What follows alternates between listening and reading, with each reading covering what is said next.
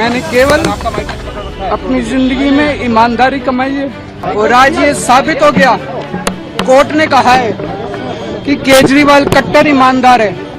झूठा केस अंततः झूठा साबित होगा, विश्वास है कि जिसको देश का सबसे बड़ा भ्रष्टाचारी बताया गया वो व्यक्ति कट्टर ईमानदार है। जेल भेजते हैं, उनका कैरियर खत्म करते हैं, ऐसे अधिकारियों की जवाबदेही तय होना चाहिए। मेरी ये अंतरात्मा कह रही है कि शंकराचार्य को भी इसी तरह से फंसाया जा रहा है। शुक्रवार का दिन केजरीवाल के लिए खुशियों की सौगात लेकर आया। शराब घोटाला केस में केजरीवाल और सिसोदिया समेत सभी 23 आरोपियों को दिल्ली की राउज एवेन्यू कोर्ट ने बाइज्जत बरी कर दिया। अदालत के इस फैसले के बाद केजरीवाल के आंसू छलक पड़े। रोते हुए बोले, मैं भ्रष्टाचारी नहीं हूँ।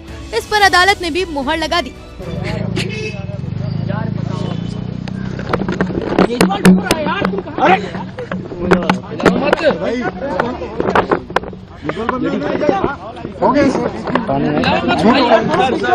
संभालिए सर, अपने आप संभालिए, हिम्मत सर, हिलाओ मत भाई। ये केजरीवाल भ्रष्ट नहीं है। मैंने केवल अपनी जिंदगी में ईमानदारी कमाई है। इन्होंने झूठा केस लगाया और आज ये साबित हो गया, कोर्ट ने कहा है कि केजरीवाल कट्टर ईमानदार है, मनीष सिसोदिया कट्टर ईमानदार है, आम आदमी पार्टी कट्टर ईमानदार है। मैं प्रधानमंत्री जी से कहना चाहता हूं, सत्ता के लिए इस तरह से खिलवाड़ मत कीजिए, देश के साथ इस तरह से संविधान के साथ खिलवाड़ मत कीजिए।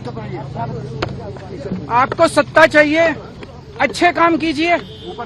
आज देश के सामने इतनी बड़ी बड़ी समस्याएं हैं, महंगाई है, बेरोजगारी है, पूरे देश में सड़कें टूटी पड़ी है, चारों तरफ पोल्यूशन ही पोल्यूशन हो रहा है, चारों तरफ देश में इतनी समस्याएं हैं। उन समस्याओं का समाधान करके सत्ता में आइए ना। केजरीवाल की रिहाई के बाद न सिर्फ आम आदमी पार्टी खुश है, बल्कि ओवैसी की पार्टी AIMIM भी कोर्ट के इस फैसले का स्वागत कर रही है और केजरीवाल की रिहाई को बीजेपी की हार करार दे रही है। आसिम वकार ने तो संसद में क्रिमिनल अकाउंटेबिलिटी लॉ लाने की बात कह डाली कि अरविंद केजरीवाल जी को और मनीष सिसोदिया जी को भारत के सबसे बड़े भ्रष्टाचार के मुकदमे में बाइज्जत बरी कर दिया गया है। बहुत बहुत बधाई अरविंद भाई आपको और मनीष भाई, आप दोनों को। तो सबसे बड़ा सवाल यह है कि न्यायालय ने कहा कि जिसको भारत में भारत की सरकार ने, भारत के गृह मंत्रालय ने हिंदुस्तान का सबसे बड़ा भ्रष्टाचारी और बेईमान बताकर जेल में भेजा था, उसके खिलाफ भारत सरकार की दिल्ली पुलिस एक भी सबूत पेश नहीं कर पाई कि वो भ्रष्टाचारी है। न्यायालय ने यह भी कहा कि जिसको देश का सबसे बड़ा भ्रष्टाचारी बताया गया वो व्यक्ति कट्टर ईमानदार है। यानी अरविंद केजरीवाल के बारे में न्यायालय कह रहा है कि वो कट्टर ईमानदार इंसान हैं और उसके बाद उनको जेल भेज दिया गया। मैंने कुछ दिन पहले एक मांग की थी कि क्रिमिनल अकाउंटेबिलिटी लॉ का मांग की थी कि भारत सरकार एक ऐसा कानून बनाए जिसमें उन अधिकारियों के खिलाफ ये अपराध तय हो कि जो लोग ईमानदार लोगों को, बेगुनाह और निर्दोष लोगों को कॉन्स्पिरेसी के तहत फंसाकर जेल भेजते हैं, उनका कैरियर खत्म करते हैं, ऐसे अधिकारियों की जवाबदेही तय होना चाहिए। ये एक मामला नहीं है। एक मुख्यमंत्री को घसीटते हुए आप जेल ले गए और पुलिस पकड़ के लिए जा रही है, वो कह रही है कि साहब ये भ्रष्टाचारी है। ये मैं इसलिए कह रहा हूं कि अकाउंटेबिलिटी लॉ बनना चाहिए। वो अधिकारी जो निर्दोष लोगों को फंसाते हैं, दबाव में आके सरकार के कहने पर साजिशन, जातिवाद या धार्मिक उन्माद में आकर, ऐसे लोगों को नौकरी से बर्खास्त किया जाना चाहिए। दूसरा, ऐसे लोगों को कम से कम उतने दिन तो जेल में रहना पड़े जितने दिन उनकी वजह से निर्दोष लोग जेल में काट रहे हैं।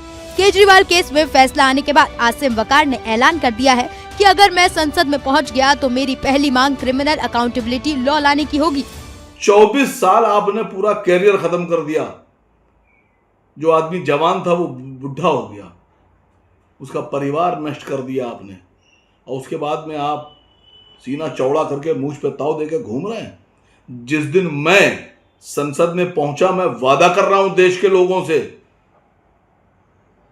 सिर्फ मुसलमानों से नहीं, देश के लोगों से, कि मेरा पहला सवाल और पहली मांग सरकार से यही होगी कि क्रिमिनल अकाउंटेबिलिटी लॉ बनाया जाए। ऐसे लोग जो निर्दोष लोगों को अपराधी बनाकर जेल में डाल देते हैं बिना सबूतों के, और बाद में वो लोग निर्दोष साबित होकर छूटते हैं, ऐसे अधिकारियों को नौकरी से निलंबित किया जाए, उनकी पेंशन, ग्रेजुटी सब रोकी जाए, उनके ऊपर अपराध तय किया जाए, और कम से कम उतने दिन तो उनको जेल में रहना ही पड़े जितने दिन उनकी वजह से निर्दोष लोग जेल में गए। आसिम वकार न सिर्फ केजरीवाल के बरी होने पर खुश हैं, बल्कि उन्होंने इस बात का पूरा भरोसा है कि शंकराचार्य अभिमुक्तेश्वरानंद के खिलाफ भी साजिश हो रही है। अंत में वो भी निर्दोष साबित होकर बाइज्जत बरी हो जाएंगे। उत्तर प्रदेश के एक शंकराचार्य अभिमुक्तेश्वरानंद की छवि को धूमिल किया जा रहा है। देश में उनको एक बलात्कारी के और दुराचारी के रूप में पेश करने की कोशिश की जा रही है। ये मेरा अपना दावा है।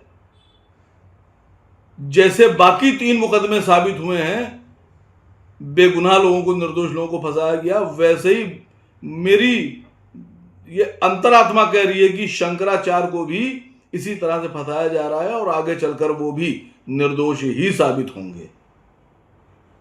मैं संजय सिंह जी से मांग करता हूं, मैं राहुल गांधी जी से मांग करता हूं, मैं इमरान प्रतापगढ़ी साहब से मांग करता हूं, मैं नासिर हुसैन साहब से मांग करता हूं, मैं प्रमोद तिवारी जी से मांग करता हूं, मैं मल्लिकार्जुन खड़गे जी से मांग करता हूं, मैं दिग्विजय सिंह जी से मांग करता हूं, मैं और तमाम लीडरों से, टीएमसी के लीडरों से, सांसदों से मांग करता हूं कि आपसे गुजारिश है कि इस बार जब लोकसभा चले तो क्रिमिनल अकाउंटेबिलिटी लॉ के लिए आवाज उठाइए, सरकार से मांग कीजिए, दबाव बनाइए।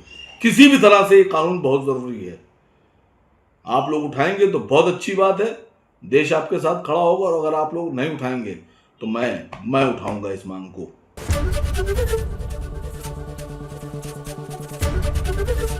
एबीपी गंगा, खबर आपकी, जुबान आपकी।